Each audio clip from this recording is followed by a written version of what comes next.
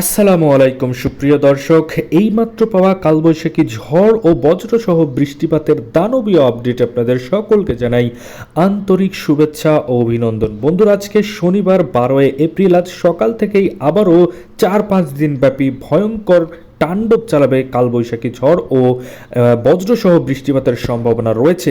এই সকল আপডেট আজকের এই ভিডিওতে আপনারা দেখতে পাবেন। এছাড়াও ভয়ঙ্কর রূপে কালোযুক্ত মেঘের দানবীয় আকার ধারণ করেছে। এছাড়াও বঙ্গোপসাগর উত্তাল, বঙ্গোপসাগরের ওপরে নতুন করে 2টি ঘূর্ণাবর্ত তৈরি হয়েছে। সেই ঘূর্ণাবর্তের কারণে ঝড়ের একটা পূর্বাভাস রয়েছে। সেই ঝড়ের কারণেই কিন্তু কালবৈশাখী ঝড়ে রূপান্তরিত হতে পারে এবং কালবৈশাখী ঝড়ের কারণে বাংলাদেশ ও কলকাতার বেশ কিছু ক্ষয়ক্ষতি হতে পারে, যেমন বড় বড় গাছপালা ভেঙে যেতে পারে এবং বড় বড় ঘরবাড়ির টিন উড়ে যেতে পারে। সেটার একটা বিশেষ আপডেট আমাদের কাছে এসেছে। এই আপডেটগুলি আজকের এই ভিডিওতে আপনারা দেখতে পাবেন, তাই দয়া করে সম্পূর্ণ ভিডিওটি দেখবেন এবং আপনি কোন জেলা থেকে আমাদের এই ভিডিওটি দেখছেন সেটা অবশ্যই কমেন্টটিকে জানাতে ভুলবেন না। তাহলে চলুন আজকের এই ভিডিওটি শুরু করা যাক। ভিডিওটি শুরু করার আগে ছোট্ট একটা রিকোয়েস্ট, আপনি যদি আমাদের চ্যানেলের নতুন দর্শক হয়ে থাকেন তাহলে অবশ্যই আমাদের চ্যানেলকে এখনই সাবস্ক্রাইব করে পাশে থাকা নোটিফিকেশন বেল আইকনটি বাজিয়ে রাখুন। বাংলাদেশ ও কলকাতার আবহাওয়াটা পূর্বাভাস সবার আগে লেটেস্ট আমাদের এই চ্যানেলেই দেখার জন্য। তাহলে চলুন এক নজরে দেখানো যাক বাংলাদেশ ও কলকাতার কোন কোন অঞ্চলে কালবৈশাখী ঝড় ও তার সাথে বজ্রসহ বৃষ্টিপাত কোন কোন অঞ্চলে হতে পারে।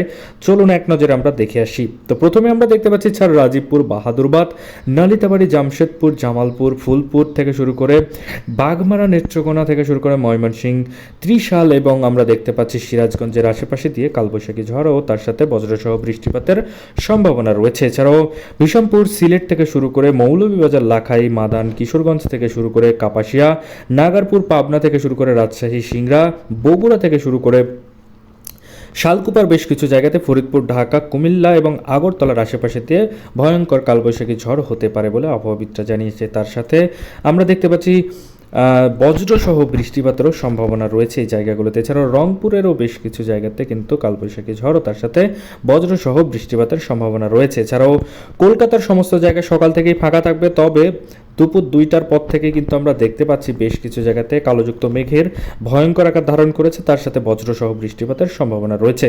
তার সাথে প্রথমেই আমরা দেখতে পাচ্ছি দুর্গাপুর, বাঁকুড়া থেকে শুরু করে জামশেদপুর, ছাকুলিয়া এবং আমরা দেখতে পাচ্ছি খড়গপুরের বেশ কিছু জায়গাতে এবং কলাঘাট থেকে শুরু করে জলেশ্বর, বালাসর, হালদিয়া এবং বারিপাদার আশেপাশে আমরা দেখতে পাচ্ছি বজ্রসহ বৃষ্টিপাতের সম্ভাবনা রয়েছে।